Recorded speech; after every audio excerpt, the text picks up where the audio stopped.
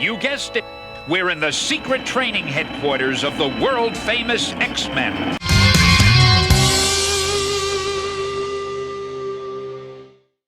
Hello everyone. As the intro implied, we're taking a look at the X-Men's Danger Room today. And if you aren't familiar with the Danger Room, I am very happy to ramble on about it. The Danger Room is the X-Men's high-tech gymnasium, essentially, which is usually located in the basement at the Xavier School for Gifted Youngsters. Within the Danger Room's walls, the X-Men face a myriad of obstacles to overcome using their teamwork and mutant powers. An obstacle course that could be the Danger Room first appeared way back in the X-Men's first appearance in Marvel Comics' The X-Men #1 in September 1963. However, the Danger Room was not identified by name until the next issue. Over the years, the Danger Room has been upgraded a number of times to the point that it's basically a Star Trek holodeck now. Holograms and robots galore, the Danger Room can basically replicate any environment and offer any challenge. Its main defining feature over the years has been flat walls with greebly details and an observation booth. Given that the Danger Room is just as old as the X-Men themselves, it's had decades to filter out beyond the comics. Most obviously, it's been featured in numerous cartoons across the years. If I've done the editing right, you should be seeing a montage of appearances in several different animated X-Men shows. So many so that I actually have to stall for time to fit them all in. Incidentally, my first exposure to the Danger Room was also my first exposure to the X-Men in general, watching an airing of Pride of the X-Men in some random Saturday morning. Or maybe it was a weekday afternoon. I don't know, it's the 80s and I was very young. It's been a while. Given the popularity of the X-Men brand and the myriad of X-Men theatrical films it spawned, it was only a matter of time before this place appeared on the silver screen. So far it's appeared twice, in X-Men The Last Stand and X-Men Apocalypse. Which is great, because it also means I have to stall for time yet again so that I can fit in all the footage. With the nebulously defined look of the Danger Room and its prominence in the fiction, it was a prime candidate for merchandising. Witness these two Random House books from my childhood in the 90s. What more evidence do you need than being highlighted inside a pop-up book or a picture book? There's also board games, card games, and even video games. The Sega Genesis X-Men game was even about the Danger Room going haywire. And who could forget the fantastic Jim Lee trading card set? And by the way, this is in no means a comprehensive list. If there's merchandise of the X-Men, the Danger Room isn't far behind. Which brings us to Toy Biz. Their first year of X-Men toys included 2 Danger Room playsets. The Wolverine Combat Cave and the Cyclops Light Force Arena. While fun little playsets with some nice features, they're fairly limited. The boxes even say you're only supposed to use the 1991 Wolverine and Cyclops figures. In truth, though, as long as you can fit a figure onto the foot pegs, it should work. Amusingly, though, that means you can't use the talking Wolverine, as he has no foot pegs. Toy Biz had another go at the concept in 1995 with the X-Men Headquarters playset featuring the Danger Room. Aside from taking an entire lungful of air to say the name, the set also folded up into a cylinder for easy storage. I do appreciate that they included an observation booth to stick your Professor Xavier figure in, though it could have used a desk to fill out the space. Toy Biz also included a small Danger Room playset in their Pocket Comics line, making practice battles portable for the young nerdy kid on the go. Hasbro even took a stab at the Danger Room in 2010. Unfortunately, it was for their Superhero Squad line. Sorry to get your hopes up, Marvel Legends collectors. So what if you are a Marvel Legends fan? What options do you have for your 6-inch scale? Well, thankfully, Diamond Select Toys has been quietly releasing an expansive modular playset for over a decade now. Diamond Select Toys has been producing their Marvel Select toy line since 2002, and over its 20-plus year run, it's featured a number of X-Men. The line is known for its elaborate bases that provide a backdrop of sorts for its figures. However, in 2011, they began issuing Danger Room diorama pieces with many of their X-Men figures. Thanks to the Previews World website, we can even see their release date and soliciting text for each figure. First up is Cyclops. Now, the dates on the Previews World website are always going to be subject to change, so it's possible the actual set came out sooner. Point in fact, the advertised release date for Cyclops is January 19th, 2011. However, I was able to find a news article showing stock images of the toy from December 2009, over a year earlier. His description is as follows. A Diamond Select release. One of the most powerful members the X-Men have ever known, Cyclops' ruby quartz lenses hold back Scott Summers' raw solar energy and allow the leader of the X-Men to control his optic blasts. This 7-inch Marvel Select release features the mutant in his most famous classic look and features an interchangeable unmasked head, multiple points of articulation, and a Danger Room base for the ultimate X-Men display. Next to be released was Gambit on June 8th, 2011. A Diamond Select release. The ranks of the best-selling Marvel Select line continued to expand with the welcome addition of the long-awaited Cajun mutant, Gambit. While his debut was shrouded in mystery, he quickly became one of the most popular members of the X-Men. Featuring Marvel Select's standard 16 points of articulation, as well as multiple hands and accessories, Gambit comes with a Danger Room that can be displayed with the bases of Storm, Cyclops, and Colossus, allowing collectors to create a mini diorama. Sculpted by Jean St. John. The next figure I have in the timeline is Colossus, with a February 1st, 2012 release date. A Diamond Select release. Sculpted by Gentle Giant Studios. The best-selling Marvel Select line is proud to add to the hit Danger Room subline. This time, the mighty muscled Russian mutant, Colossus, makes his Marvel Select debut in all his oversized glory. Based on the iconic heart and soul of so many X-Men teams, the metal-skinned mutant comes with the classic robotic vice Danger Room obstacle, in scale with all previous Danger Room accessories. Colossus includes Marvel Select's standard 16 points of articulation and measures over 8 inches in height. While the stock image displays the vice mounted on a wall, it appears that particular accessory was removed before release. The vice itself retained the 4 hydraulic arms to mount to the non-existent wall, though. After Colossus, we got Storm with a November 28th, 2012 release date.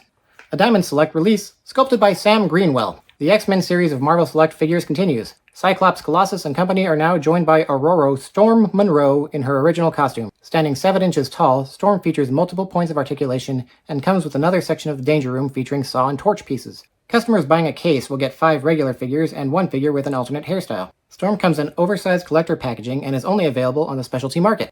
Now, a funny thing happened. Though X-Men figures were still seeded into the line, we didn't get another Danger Room diorama piece for another 6 years. Thankfully, though, Beast arrived to save the day. And that day was September 19th, 2018, apparently. The newest Marvel Select figure is a Beast. Longtime X-Man and Avenger Hank McCoy, aka Beast, joins the long-running Marvel Select action figure line, adding to the already extensive X-Men lineup. Featuring approximately 16 points of articulation and interchangeable hands, the 7-inch figure comes with a new section of the Danger Room with climbing bars for the team's resident super genius gymnast. Combine it with the other X-Men sections of the Danger Room to forge a larger diorama, packaged in the famous Select packaging with side panel artwork for shelf reference. Yet again, we have a misleading stock picture, as the image shows only one wall panel and floor piece. In fact, the figure comes with a 2-piece corner wall and a floor section. The wall with the climbing bars was even retooled from the stock picture's example, as the production piece has the joints to connect with the other wall piece. Next was Rogue, available on May 15th, 2019. A Diamond Select Toys release, Unite the Blue Team. DST expands on their X-Men offerings with the latest figure in the Marvel Select action figure line, Rogue. The Southern Belle with the ability to steal your powers joins Beast, Gambit, Wolverine, and Cyclops to form the ultimate action figure strike force. With interchangeable hands, including an ungloved hand and one hand holding a glove, Rogue wears her popular 1990s outfit and comes with a Danger Room diorama base. Connect it with your other X-Men to form a larger diorama, packaged in display-ready Select figure packaging with side panel artwork, sculpted by Gentle Giant. Finally, as of this recording, was Psylocke, who got to stores on August 7th, 2019. A Diamond Select Toys release. You don't have to be psychic to know that Marvel Select have been requesting a Psylocke action figure for a long time, and now DST is delivered. Joining the Legion of X-Men Select figures, Psylocke measures approximately 7 inches tall and comes packaged in the display-ready Select packaging, with side panel artwork for shelf reference. Sculpted by Gentle Giant Studios. Now, if you need an excuse to buy more figures for their diorama pieces, there exist variants of Cyclops, Gambit, and Storm. Cyclops had an alternate X-Factor look, with 4 Silver Age costumes and 2 X-Factor designs per case of Cyclops figures. Also, with 2 variants per 6-figure case, Gambit could be found with longer hair and a slightly different deco. Finally, 1 Storm figure in the 6-figure case could be found with an alternate hairstyle. I found some solicitation text that stated that Gambit came with the same Danger Room base as Marvel Select's Cyclops, but that's not exactly true. Near as I can tell, one wall panel was altered in 2 ways. The upper corner is missing a black paint app, and mount points where the eventual Storm figure would have a saw and torch are visible. Note that the Storm wall actually has these points as holes, while Gambit and all the subsequent releases of this wall have thinner plastic in these places. Incidentally, the buzzsaw and flamethrower were sculpted for the Cyclops set, but didn't come out until Storm's release. A picture of the prototype wall from the Art Asylum website shows these parts attached in different places, with panels sculpted open to show the dangers emerging from the diorama. Bill Mancuso seems to be the sculptor of these parts. You can actually see the leftover mounting points where the holes were tooled out in the production process. Strangely enough, the prototype for Storm shows the buzzsaw coming out of the original location for the flamethrower. At this point, though, the flamethrower was placed in its eventual production location. And remember that wall that Colossus was going to come out with? It looks like it was dropped at some point between July and October of 2011, as it was shown at the DST booth at San Diego Comic-Con. By the time New York Comic-Con rolled around, the wall section was gone. It's probably just as well, as the wall panel didn't look like it matched the existing walls, or even that it could stand on its own. I was fortunate enough to buy a large lot of these pieces, so my collection is a bit more robust than if I were to just buy one of every figure. and that's allowed me to discover some variations.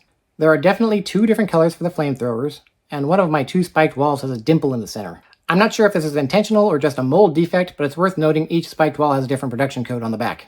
So that's the details, but how does it work as a playset? It's a fair question, though I have to point out that Diamond Select Toys consistently refers to the backdrops as diorama pieces. Now we're splitting hairs here, but to me a diorama is more static in nature, while a playset has to have an element of play. Lucky for me then that I think all those gadgets in there push it into play territory.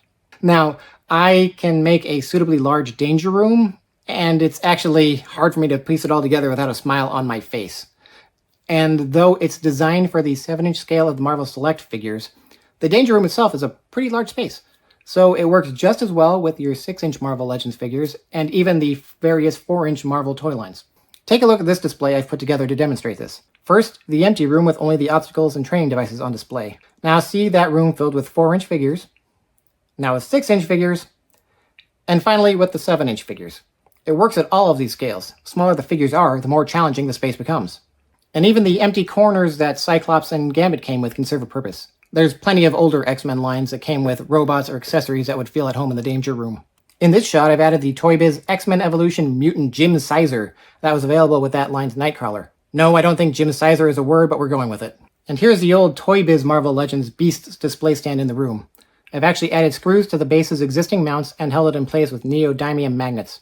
It's not strong enough to support the weight of a larger figure, but a 4-inch figure can sit gingerly on top. And best of all, I don't have to damage the wall. And really, since the danger was replicating sparring partners that look human, any action figure can work as a training robot. The modular nature of this playset really appeals to me and lends itself to a number of display possibilities. For a few months now, I've had this little homage on display in my office. I only had to take it down so I could make this video. I really do think part of the fun of this set is just setting it up and cramming it full of mutants. And how can you go wrong? If you want to make it an enclosed space or an open tableau, you have these options in the way the set is constructed. Now, I will admit there are some issues that need to be addressed here.